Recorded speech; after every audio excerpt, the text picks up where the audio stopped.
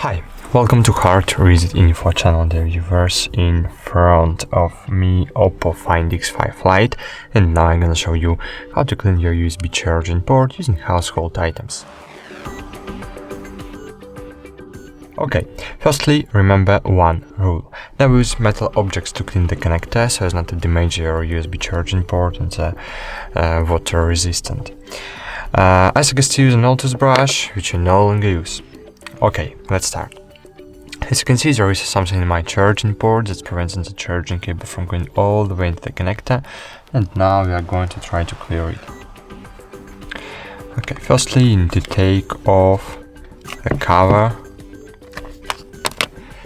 then take the brush in your hand and insert one part of the brush into the connector and just gently try to pry the dirt out.